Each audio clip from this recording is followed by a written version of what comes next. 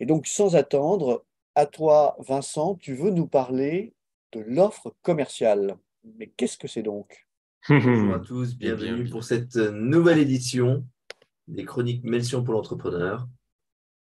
Tous les vendredis à 10h30, on va parler de sujets qui concernent les Top. entrepreneurs. Eh bien, on est parti. Alors, sur l'offre commerciale, avant tout, et c'est écrit en gros, en majuscule, en gras, en blanc, c'est une démarche globale. Vous ne pouvez pas considérer que c'est quelque chose que vous faites sur un coin de table en 5 minutes. L'offre commerciale, c'est une démarche globale qui répond à un nombre de sujets qu'on va développer ensemble au sein de votre entité. Et pour bien comprendre le développement d'une offre commerciale, comment on se concentre sur l'attente des clients, comment on fait pour s'organiser en interne, comment est-ce qu'on va la créer, cette proposition, pour être plus performante, notamment vis-à-vis de la concurrence, comment on augmente encore le niveau de la qualité de cette dernière, et puis quelques petits retours d'expérience, quelques petites erreurs communes qui sont souvent faites et qui peuvent faire défaut dans ce que vous allez proposer. Alors, pour comprendre ce qu'est une offre commerciale, peut-être que certains d'entre vous ont pris la très bonne mauvaise habitude de faire de l'export et donc d'avoir une conversation en anglais. Pour les anglophiles, gardez en tête qu'il y a un vocabulaire qui diffère entre le monde anglo-saxon plutôt du UK, où on va parler de bid manager à l'intérieur des entreprises et de tender, alors que pour les Américains, on va vous parler de proposal manager ou de request for proposal response, qui est le RPF, que vous pouvez voir comme acronyme et qui sont assez présents. Alors, une offre commerciale, c'est une démarche qui est formelle et qui est écrite. Et ça, c'est un volet qui est précurseur à la contractualisation que vous allez avoir avec vos clients. Et là, vous avez deux natures. Soit, c'est d'une demande du client et vous allez être réactif, c'est notamment le cas des appels d'offres. Ou alors, vous prenez les devants et vous êtes donc proactif. Sur la demande d'un client, typiquement, quand vous avez quelque chose qui se fait de manière très structurée, qui est demandé par une très grande entreprise ou un État, eh bien, il va falloir rentrer un petit peu dans la doc. Pourquoi? Parce qu'ils ont besoin de standardisation. Vous imaginez bien que lorsqu'un État fait un appel d'offres, pour faciliter les comparaisons, ils ont besoin d'avoir un document sur lequel ils vont retrouver au même endroit les mêmes éléments en fonction des compétiteurs. Il y a donc souvent là-dedans des annexes pour la rédaction. Et je vous donne l'exemple d'un appel d'offres européen. Une annexe, ça peut être 300 pages pour vous aider à la rédaction. Il faut rester donc absolument dans ce cadre imposé parce que dans tous les cas, ces actions vont dans le sens de votre stratégie. Euh, Attention tout de même, sur les appels d'offres, petite info de jeu, certains peuvent être téléguidés, même si c'est interdit. Petit exemple. Il y a quelques années, lorsque tout le monde se posait la question de faire des drones, l'Union européenne, qui voulait faire émerger notamment ce genre de filière, a réussi à faire émerger un acteur portugais. Comment ça a fonctionné? Eh bien, à l'intérieur de l'appel d'offres, ils avaient une clause qui, pour des drones maritimes, imposait la présence d'un capteur pour aller sniffer au cul des bateaux certains polluants. Et donc, vous imaginez bien que quand l'appel d'offres est tombé, il n'y avait plus qu'un acteur et unique en Europe qui était capable de cocher toutes ces bonnes cases. Un appel d'offres, notamment quand ce sont des grands projets internationaux, attention, certains sont un petit peu téléguidés, même si c'est interdit. Et quand je vous parle de cet exemple, on parle d'un montant de 80 millions d'euros. Soit vous êtes proactif. Donc ça, c'était le cas où vous étiez réactif. Et si vous prenez les 20, dans le cas où vous êtes proactif, eh bien, vous allez être un peu plus libre sur le choix de la forme et de la structure. Et dans ce cas-là, je peux vous proposer un petit plan très simple. une lettre de transmission, une synthèse pour le lecteur pressé, une description pour la situation actuelle, vos recommandations, le prix, le plan d'implémentation, quelques qualifications et les prochaines étapes. Ce que nous apprennent les grands anciens, c'est que de toute façon, vous allez avoir 3 grandes phases là-dedans. La première, c'est avant la soumission, pendant la soumission et après la soumission de l'offre. Et quelles que soient ces étapes, les grands anciens nous apprennent que le logos, ethos, pathos est quelque chose qui fonctionne. Le logos, je vous rappelle que c'est expliqué de façon rationnelle pourquoi il faut changer, quels sont les bénéfices tangibles, démontrer la plus-value de ce que vous apportez. Je vous rappelle que l'ethos, c'est montrer ce que l'on comprend bien de l'organisation d'en face, se poser la question de les avoir en confiance, et donc ce que l'on apporte dans cette démarche gagnante-gagnante. Et pour le pathos, eh bien, c'est surtout ne pas apparaître comme simplement assoiffé d'argent, de n'avoir qu'une action opérative, il va falloir jouer sur les émotions. De manière globale, nous pensons que tout au long du développement de votre entreprise, il est intéressant de s'engager dans des types de réponses, que ce soit pour des petites, des moyennes ou des grosses soumissions. Pourquoi ? Parce que c'est une démarche intellectuelle, que ce n'est finalement qu'un défi de rédaction, plus ou moins conséquent, mais c'est une simple histoire d'échelle. Et que la clé du succès, au final, c'est d'avoir un processus interne qui est performant et répétable. Alors, je vous rappelle également que ce qu'il y a de plus performant pour répondre à ces appels d'offres, que vous soyez réactif ou proactif, c'est de vous mettre en mode projet. Et donc, en interne, il faut que vous vous donniez une date limite, que vous fassiez un découpage des tâches, que vous puissiez y affecter des ressources. On pense ensuite à la gouvernance et comment on va piloter tout cela. Point d'attention sur ces soumissions. Si vous êtes à l'international, attention au choc des cultures. Prenons l'exemple de la couleur, par exemple. Dans le monde occidental, le blanc, c'est souvent synonyme de luxe. Eh bien, chez les Indiens, c'est l'inverse, c'est plutôt le beige. Dans tous les cas, les démarches électroniques aujourd'hui sont à privilégier. J'imagine que tout le monde a entendu parler du dérèglement climatique. Pour cette démarche également, je vous rappelle que tout débute avec la relation client, qui est à entretenir et à développer, parce que son business, ça devient votre business, et surtout, ne partez pas du principe qu'ils connaissent déjà les réponses. La démarche est donc le fruit d'un long travail qui va associer à la fois l'interne et l'externe pour rassembler le maximum de data, parce qu'il y a très certainement quelqu'un dans l'entreprise qui a une info. Je rebondis sur le cas que me partageait Jean-Christophe. Petit exemple. Il y a un entrepreneur qui, Digital Transition oblige, a été obligé de numériser un très grand nombre de documents et de papiers dans une entreprise. Et il s'est rendu compte qu'en agrégeant ces données, il y avait 10 millions de devis qui n'avaient pas été honorés. Intéressant.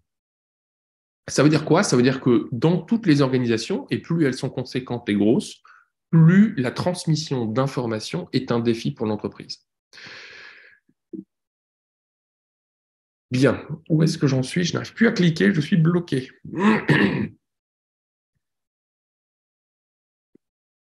Dans les premiers entretiens, voici. Alors, dans les premiers entretiens, pour que vous puissiez récupérer le maximum d'infos. Ce qui est intéressant dans les interviews et dans les premiers échanges, ce qui est capital et ce qui est obligatoire, ça va être de creuser cette relation que vous avez avec votre client pour mieux comprendre qui est votre interlocuteur. Comment est-ce qu'il s'intègre dans sa hiérarchie? Est-ce qu'il a un carnet de chèques? Est-ce qu'il a un budget? Est-ce qu'il va avoir un comité de décision à consulter? Vous allez être obligé de mapper son organisation pour le positionner dans sa chaîne alimentaire. Est-ce que c'est un ingénieur? Est-ce que c'est un businessman? Est-ce qu'il est au début de sa prise de poste? Est-ce qu'il est sur la fin? tout savoir sur lui, son rôle et ce qu'il a envie de faire est capital. Il va vous falloir être un caméléon. Et pour se mettre dans cette position d'infériorité, quelque part, vous allez devoir apprendre à lire dans ses pensées et de mieux reformuler peut-être ses propres difficultés et comment les effacer. Et tout cela en intégrant dans votre CRM, dans tous les cas, ce processus global. Les questions doivent donc être ouvertes. Je vous en propose quelques-unes. Quel marché attaquez-vous? Mais finalement, lesquels vous ne faites pas? Quels sont vos objectifs à moyen et long terme? Quels sont vos défis opérationnels? Et puis comment vous essayez, vous y avez répondu? Est-ce que vous avez déjà des partenaires actuels qui arrivent aisément à répondre à ces derniers? Ce qui est important, c'est de récupérer le maximum d'informations. Dans les approches B2B, je vous invite à revoir l'industrialisation des ventes de Jean-Christophe, qui vous permet aussi de bien comprendre comment identifier les opportunités et avoir des procédures internes pour y répondre convenablement, développer vos propositions, écrire les offres, négocier et signer et maintenir une relation. Petit point d'attention tout de même sur le B2C et de vous présenter la différence qu'on doit tous avoir en tête entre typologie et segmentation. La typologie, c'est par exemple une femme de 35 ans qui est une jeune femme et qui a une activité professionnelle. En vérité, ce n'est pas une segmentation. Une segmentation, c'est par exemple quelqu'un qui doit acheter des couches à un enfant de 6 mois. Et là, vous vous rendez compte que dans cette segmentation, ça va vous imposer d'ouvrir votre esprit à tous ceux qui peuvent acheter des couches à ce moment-là. Parce que oui, elle est jeune maman, mais quid du papa? Quid de la nounou? Donc la typologie est bien différente de la segmentation. Pour se concentrer sur les attentes du client, gardons en tête qu'il faut s'intéresser à ce qu'il cherche véritablement, et certains peuvent avoir des difficultés à exprimer la vraie difficulté qu'ils ont à résoudre. Cet entretien se prépare et se déroule dans de bonnes dispositions. Le choix de l'heure, le choix du lieu, le choix des acteurs. Petit exemple, j'ai un client qui, il y a quelques mois, s'est retrouvé dans un début de négociation commerciale et il s'est retrouvé seul au bar d'un hôtel à discuter avec un client potentiel et ils étaient 7. Autant vous dire que c'était compliqué à 7 contre 1 de réussir à tisser suffisamment de liens avec ce groupe. Prêtez une attention importante à une répartition équilibrée de ces discussions / négociations. Évidemment, dans les attentes du client, il va vous falloir être ouvert au changement et à ses demandes et de comprendre ce qui vous le disqualifierait irrémédiablement, immédiatement. Et je vous propose de faire une petite matrice de compliance lorsque vous allez être obligé de répondre à ça. Alors, quand c'est un appel d'offres, c'est plutôt facile parce que tout est écrit, ce qui vous permet, par exemple, ici sur un appel d'offres défense international, de mettre en valeur les points qui sont nécessaires ou obligatoires ou ceux qui finalement sont des besoins plutôt latents. Si vous arrivez à créer ce genre de matrice en interne pour vos demandes proactives, vous allez vous garantir des chances de succès importantes. Quoi d'autre? La concurrence. La question, c'est évidemment de savoir qui sont-ils, quel type de relation ont-ils avec votre client, comment est-ce qu'ils ont des activités qui se rapprochent des vôtres, mais est-ce qu'ils savent vraiment ce que vous faites? Est-ce qu'il y a des choses que vous connaissez et que ne font pas? En tout cas, il va vous falloir rassembler des informations parce que c'est un métier, et là, vous pouvez le demander à vos commerciaux. Pourquoi? Parce que ce travail de fouille est un travail qui permet d'augmenter assez rapidement sa compréhension écosystémique. Et donc, les commerciaux, en faisant ça, vont gagner du temps sur leurs activités périphériques. Faire un SWOT sur lesquels on va pouvoir se faire des codes couleurs pour notamment mettre en valeur cette situation de la concurrence vis-à-vis de vous, calibrer les faiblesses, souligner vos forces à vous. On crée une matrice de comparaison et je peux vous engager à faire quelques petites suggestions à l'écrit. Par exemple, grâce à X, nous apportons Y tout en diminuant Z. L'avantage des commerciaux et du travail que vous pouvez faire de façon précurseur là-dessus, c'est que vous mettez en valeur vos points forts et quelque part vos propositions de valeur. Grâce à ces types d'analyse, vous allez pouvoir planifier en interne les opportunités, les exigences, évaluer les concurrents, mais surtout vous donner un go ou un no-go. Et alors sur ce go et ce no-go, c'est important parce que si on s'y lance, c'est l'entreprise globale, rappelez-vous que je vous disais qu'il fallait le faire en mode projet, qui va y répondre. Pourquoi? Parce que la rédaction d'une offre, quelque part, c'est un peu le métier du marketing, non? Et puis, la maïotique de la vente, c'est un peu le métier des commerciaux. Et puis, la plaquette et le design, pour que ce soit aisé à lire, finalement, c'est le métier de la com. Mais la dimension des coûts et le rôle de calibration, c'est un petit peu le département finance. Donc, ce qui est intéressant, c'est de pouvoir, qu'on soit proactif ou réactif sur ces rédactions d'offres commerciales, de créer une petite task force qui va nous permettre de commencer à faire un draft que l'on doit faire circuler. Package le tout, on rajoute des médias et puis on envoie. Petite clé sur l'argumentation. C'est un point essentiel de votre proposition. Et cet argumentaire doit être irréprochable. Vous pouvez prendre en modèle quelques livres blancs des grands cabinets de conseil, notamment des cabinets de conseil en strat, faire des chapitres pour avoir plus de clarté, et puis pour la rédaction, si vous n'êtes pas très à l'aise, utilisez une plume. Alors, parce qu'on est évidemment tous au courant de ce que représente comme avantage un chat GPT sur la réécriture, notamment de vos propos, je pense qu'il faut s'en abstenir. Pourquoi? Parce qu'aujourd'hui, nous n'avons aucune garantie sur la remontée des infos que vous allez lui faire ingérer. Petit exemple, sur des grands appels d'offres internationaux, gardez en tête que tout ce qui est supérieur à 500 millions de dollars, aux États-Unis, la machine institutionnelle se met en ordre de bataille pour faire gagner une entreprise américaine.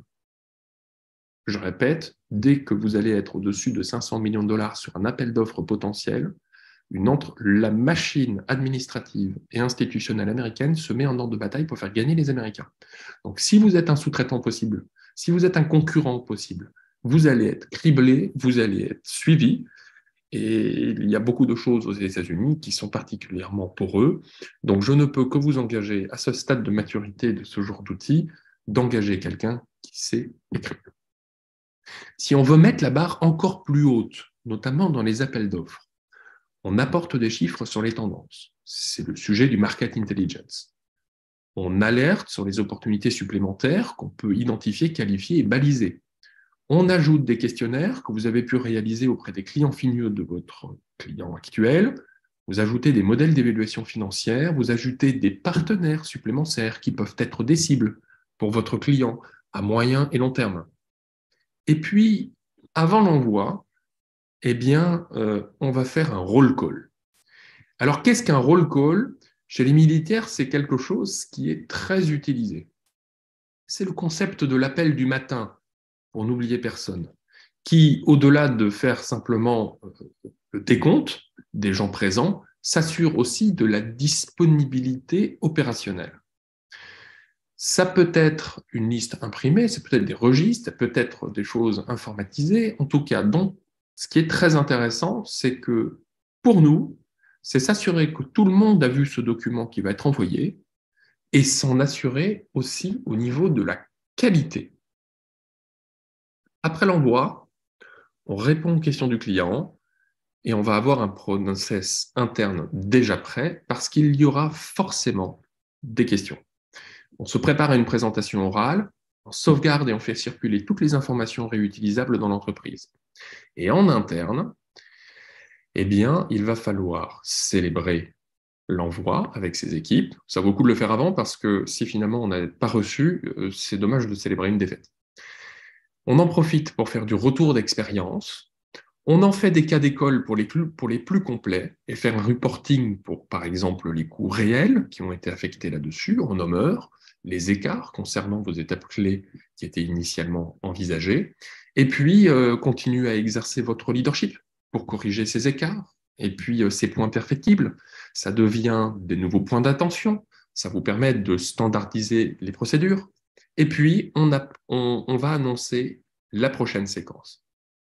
Les erreurs les plus courantes: manquer de compréhension de besoin du client, une proposition de valeur floue, absence d'adaptation, manque de preuves et de témoignages, erreur de grammaire et d'orthographe, manque de clarté sur les propositions, manque d'informations concernant les délais, trop de jargon technique.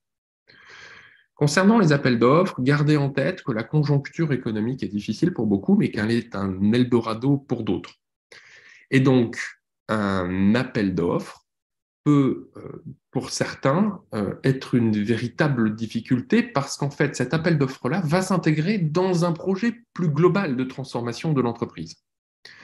Je vous donne quelques exemples sur le délai entre la soumission, l'obtention et la contractualisation. Ça peut durer jusqu'à 3 ans. Vous avez tous entendu parler la semaine dernière que les nouveaux budgets pour les armées sont normalement compris comme colossaux. Oui, pour ceux qui sont les meilleurs et bien qui font de la deep tech, il va falloir se préparer à y rentrer parce que c'est une réelle opportunité et que, entre parenthèses, c'est vraiment important pour notre pays. Point d'attention tout de même. Le premier, c'est avant de se jeter tête baissée dans ce genre de secteur, comprendre que le timing est différent, et notamment entre la France et d'autres États. Petite info, un POC en France avec l'industrie de défense, c'est possible entre 3 à 6 mois. Pour la même proposition de valeur, vous êtes à 3 semaines à Singapour. Et une fois le POC réalisé, le délai de contractualisation est en moyenne de 3 ans en France, alors qu'il est de 3 à 6 mois à Singapour.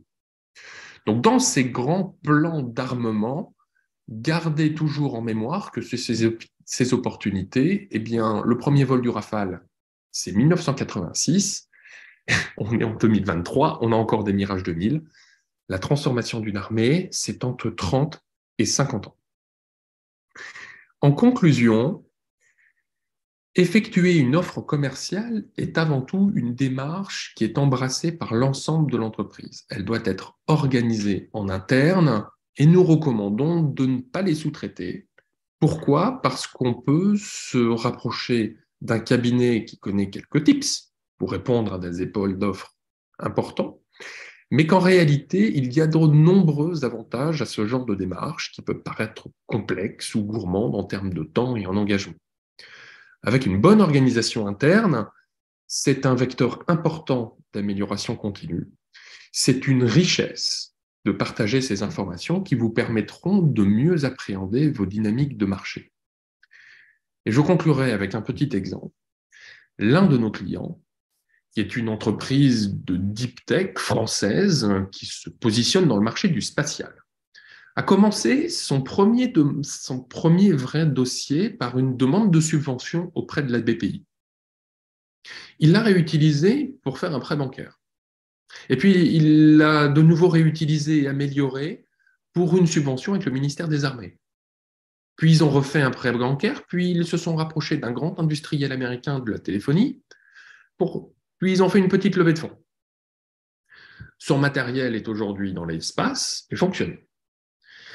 La dernière candidature qu'ils ont faite, un peu costaud au niveau de l'Union européenne, est un dossier qu'ils ont rédigé et qui fait 450 pages. Et l'entrepreneur qui est à la tête de cette entreprise m'a dit que ça leur avait pris le même temps que pour faire leur dossier de 30 pages pour la BPI au début de l'aventure. Aujourd'hui, avec le même template un peu costaud qu'ils ont réalisé, en adaptant le volet marché, la même offre commerciale est aujourd'hui proposée en proactif à 17 grands industriels mondiaux. Il connaît finalement mieux les marchés, mieux les acteurs, mieux ses problèmes, mais aussi ses forces et ses faiblesses. Il est conscient de tout ça. Aujourd'hui, ces commerciaux viennent de repasser eh bien, ont revu tout ça, toutes leurs propositions de valeur avec des marketeurs. Ils ont passé un week-end pour un petit séminaire à côté de la piscine avec des caipirinhas. Et en un week-end, ils viennent de réussir de rebalayer l'ensemble du contenu de leur site Internet. Tout ça pour vous dire qu'une offre commerciale, c'est quelque chose qui peut vous apporter énormément de performance si c'est bien géré. Voilà pour moi. Merci Vincent et d'avoir fait ce focus sur cette façon maintenant quasi systématique à laquelle il faut se plier de répondre à une demande d'un client ou même quand on veut préempter un système organisé, la structure qu'il faut suivre pour cela. Et merci d'avoir rappelé que c'est un travail d'équipe et pas seulement le travail de l'équipe commerciale, puisque ce qui va être écrit dans ce document engage finalement toute l'entreprise. Alors, est-ce que nous avons des questions sur ce point-là? Est-ce que quelqu'un veut partager une anecdote en termes d'expérience finalement, bonne ou mauvaise? Je voudrais juste rappeler qu'effectivement, on a des clients qui se retrouvent parfois submergés par la profondeur ou le détail de ce qui est demandé, et parfois le côté très indiscret des questions qui sont posées. Vincent, est-ce que tu penses que d'un certain côté, les acheteurs vont trop loin parfois dans ces démarches bureaucratiques et notamment posent des questions qui sont difficiles parce qu'elles sont à la frontière de la brèche en matière de propriété intellectuelle, par exemple? Tout dépend de la relation que vous avez à tisser en amont de cette soumission. Gardez en tête que, en fonction de la maturité de compréhension de l'acteur final qui vous demande, par exemple, un appel d'offres, si vous sentez que c'est en fait un concours qui est organisé pour aller à la pêche aux bonnes idées, c'est peut-être pas le moment de soumettre. Donc, ce que j'ai envie de surtout vous partager et de te répondre, Patrick, c'est que c'est cette relation préalable que vous devez avoir avec vos clients pour bien comprendre les dynamiques de marché qui doit vous mettre la puce à l'oreille de est-ce que c'est véritablement quelque chose qu'on doit soumettre ou non. Si finalement cette relation elle est bien tissée au préalable, quelque part, si les mecs d'en face sont un petit peu indiscrets, c'est le début de la due diligence. Vous allez gagner beaucoup de temps sur les étapes qui vont se dérouler par la suite. Ça va n'être que de la vérification. Et donc, si vous avez une correspondance exacte entre les éléments que vous allez donner dans cette soumission et qui vont être retrouvés, allez, 2-3 mois après, juste avant la contractualisation, ça permet de gagner beaucoup de temps, finalement, pour les juristes. Donc, ce que je vous partage là, c'est qu'il y a des grands appels d'offres qui sont plutôt la pêche aux bonnes idées. Et donc, attention à cela. Et donc, ça peut être indiscret, mais donc, dans ce cas-là, se pose même la question, est-il intéressant de soumettre? Versus, eh bien, c'est téléguidé, on fait partie de la meute qui est censée obtenir ce truc-là, ça fait 2 ans qu'on travaille avec notre client, ils vont être obligés de s'engager parce qu'ils sont prêts, finalement, c'est du temps qui est gagné. Voilà la mesure que je vous propose. Quand on a préparé le sujet avec Vincent, j'ai parlé d'un vieux prof de marketing que j'avais eu au CNAM, qui était connu sous le trigramme de BCB, Bernard C. Blanche, et qui était un patron de tout le marketing de Saint-Gobain papier-bois, et qui avait une longue carrière. Il avait pas loin de 65 ans, centralien. Il avait fait le tour du monde des différents projets à vendre à droite à gauche, différentes usines à installer, etc.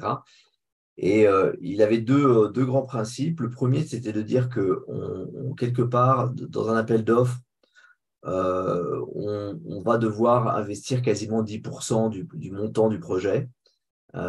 Et son autre grand principe, c'était on ne gagne un appel d'offres que si c'est nous qui l'avons écrit.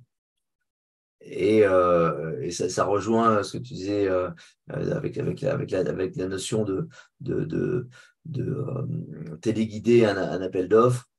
Disons que quand on l'a écrit, on a bien mis dedans les choses importantes pour caractériser ce que nous, on sait faire et ce qui est important finalement pour nos clients. Et évidemment, ça aide à gagner, même si les autres peuvent avoir des solutions aussi. Mais ça évite à nos clients de partir sur des mauvais choix, on va dire. Oui, ou c'est fait parfois en collaboration avec le client qui a besoin de faire un appel d'offres pour des raisons légales, mais qui a Oui, déjà choisi sa solution parce qu'elle est mieux qualifiée, elle répond bien à, à son besoin. C'est dans ce sens-là qu'on dit qu'on écrit l'appel d'offres. En fait, c'est les contacts préliminaires avec le client qui ont donné lieu au choix d'une solution qui est peut-être unique dans le marché et dans laquelle effectivement la composante clé va être mise en avant dans l'appel oui. d'offres. En fait, il y a plusieurs concepts. Il y a un concept qui est que c'est légitime pour le client, une fois qu'il a compris qu'il avait besoin de notre produit, de vérifier qu'il n'y a pas des gens qui font le même produit mais en mieux. Ensuite, le client, même si c'est un service achat, il est toujours ravi qu'on l'aide à écrire l'appel d'offres plutôt que de devoir partir de zéro avec des contraintes qui font qu'il n'a jamais tout le temps nécessaire, toutes les ressources nécessaires pour le faire. Donc, si nous, on s'en occupe, c'est aussi un service à rendre aux clients. Et puis, effectivement, ça permet probablement d'éviter ce qu'évoquait Vincent, qui est cette façon qu'ont certains grands groupes de faire des appels d'offres pour susciter des idées et les recycler dans un nouvel appel d'offres ou un complément d'appel d'offres après avoir sélectionné ceux avec qui on a envie de travailler finalement, en leur demandant d'intégrer dans leur offre des choses qu'on a pu voir d'utiles ailleurs. Donc, il y a derrière ça, en fait, un vrai. Je pense que c'est le point à retenir de la présentation de Vincent, c'est qu'il faut vraiment qu'on comprenne qu'est-ce qui se passe derrière cet appel d'offres, qui sont les acteurs, qui sont les utilisateurs. En fait, ce que je trouve fascinant, c'est qu'on a l'impression que c'est un raccourci, puisqu'on va faire une soumission pour 90 millions d'euros de chiffre d'affaires, et on va passer subitement à 90 millions de plus. Mais les 9 millions qu'il faut mettre sur la table d'après BCB, c'est en fait toute cette étude, compréhension, lobbying interne, intelligence économique nécessaire pour avoir la proposition crédible à mettre en face. Vincent, tu voulais rajouter quelque chose? Oui, mais merci beaucoup, Jean-Christophe, pour cet ajout. Gardez aussi en tête que on n'est pas que français, on est aussi européen.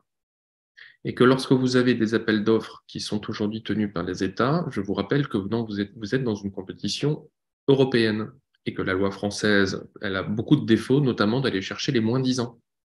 Et donc, vous pouvez avoir aussi de sacrés écueils le jour où tout a été bien téléguidé, que ça fait 3 ans que vous travaillez avec votre client majeur qui rentre dans un grand contrat et qui finalement ne peut pas contractualiser avec vous. Donc, la question qui se pose finalement pour les entrepreneurs, si vous n'avez pas une taille suffisante pour affecter, comme le donnait dans l'exemple, 9 millions rien que sur la tentative préalable, si vous n'avez pas ça, posez-vous peut-être la question de découper le besoin du client et d'essayer d'y rentrer sans la soumission, sans l'appel d'offres.